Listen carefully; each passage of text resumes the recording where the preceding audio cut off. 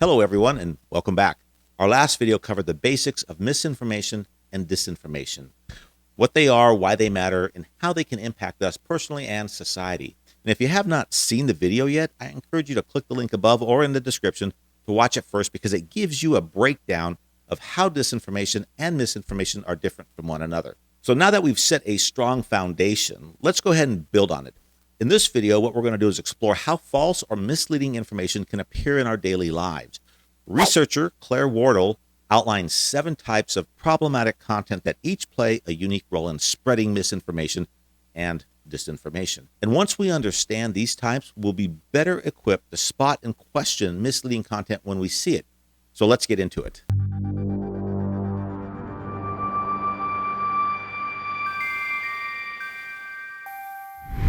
So let's examine how misinformation and disinformation can manifest in different forms. And that's where our researcher Claire Wardle's taxonomy comes into play. You see, her framework helps us understand that misleading information isn't just true or false. It's much more nuanced than that, often making it difficult to discern. And these 7 types are designed to mislead us in unique ways, which each playing a different role in how we perceive information. Recognizing these distinct forms can sharpen our skills in spotting misleading content before it spreads. All right, let's break down the 7 types of problematic content that Claire Wardle identified. Each plays with the truth, so let's explore what they are and how they can mislead us. First up, we have satire or parody.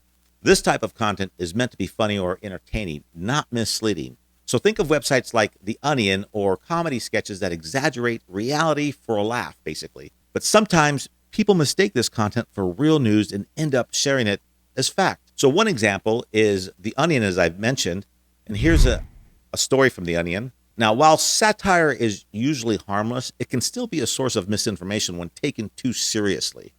Next, we have false connections. This occurs when a headline or image doesn't actually match the content it promotes.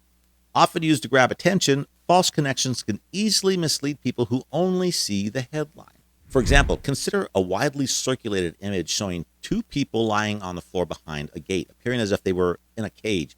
This photo was frequently shared to demonstrate the alleged inhumane treatment of migrants at the border. However, the context and reasons behind the image could be entirely unrelated to the border crossings or mistreatment altogether. We also see false connections in clickbait headlines and images where attention-grabbing titles don't actually reflect the story. And this is why it's so important to read beyond the headline. False connections are designed to draw us in, sometimes at the expense of the truth. Then there's misleading content. This type twists or distorts information to misrepresent an issue. It often leaves out key details to shape a specific narrative. As an example, the headline, "New study proves coffee causes cancer," may constitute a headline with misleading content. See, now, while the article might actually discuss a study that found a potential correlation between excessive coffee consumption and certain health risks, the headline makes it sound like there's definitive proof that coffee directly causes cancer. This selective wording misleads readers by exaggerating the findings, omitting nuances like dosage and other factors or context provided in the study itself. And misleading content like this grabs attention but can misinform those who don't read beyond the headline.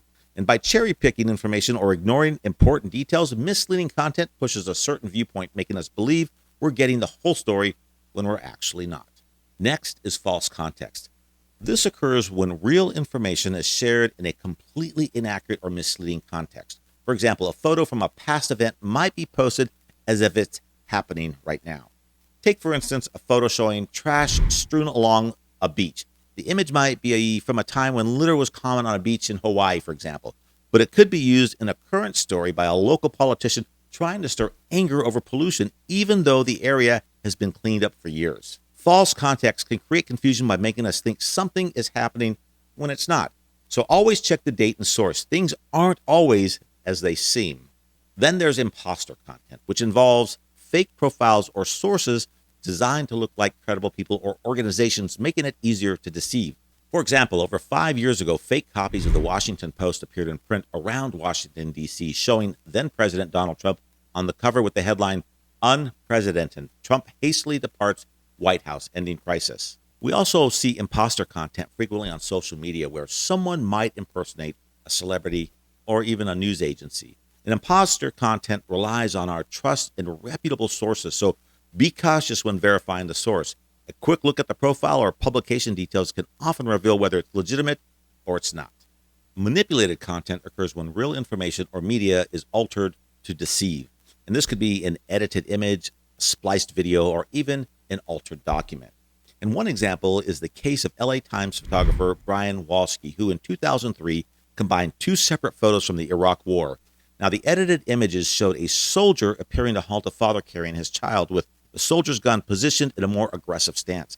Although Walsky intended to create a more compelling image, the manipulated photo quickly spread, leading to widespread questioning of media authenticity. And the altered photo conveyed a more dramatic scene than the original photos it was derived from.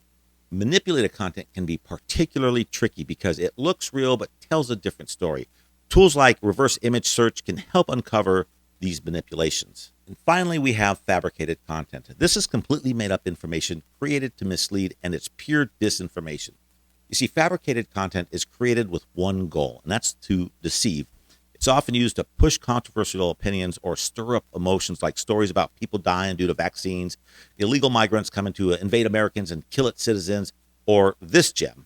In Springfield, they're eating the dogs, the people that came in. They're eating the cats. They're eating the pets of the people that live there. So always cross-check with reliable sources if something seems outlandish. Each type of problematic content has a unique way of playing with the truth, and recognizing them helps us avoid being misled. Now let's discuss why being aware of these types is crucial. So, as I've stated, each of these 7 types plays a role in the spread of misinformation and disinformation. For example, satire isn't intended to mislead. It's created for humor. But when people mistake it for real news, it can quickly become misinformation. On the other hand, fabricated content is created solely to deceive with the goal of influencing how people think or act. So by recognizing these types, we can see the difference between accidental misinformation and intentional disinformation. Satire, false context, or even misleading content might unintentionally mislead us, especially if we don't look closely. However, manipulated or fabricated content is often spread with a specific agenda in mind. And knowing what to look for is vital to staying informed. When we can spot the difference between a mistake and a deliberate attempt to mislead, we're much less likely to be fooled, and we're less likely to spread false information ourselves. Ultimately, recognizing these types helps us become more discerning consumers of information, which is a skill that becomes more important every day. So why does all of this matter if you haven't figured it out yet? You see, by understanding these different types of misleading content, we're empowering ourselves to recognize when something just doesn't add up. And this awareness helps us question what we're seeing and sharing online, making us more discerning digital citizens.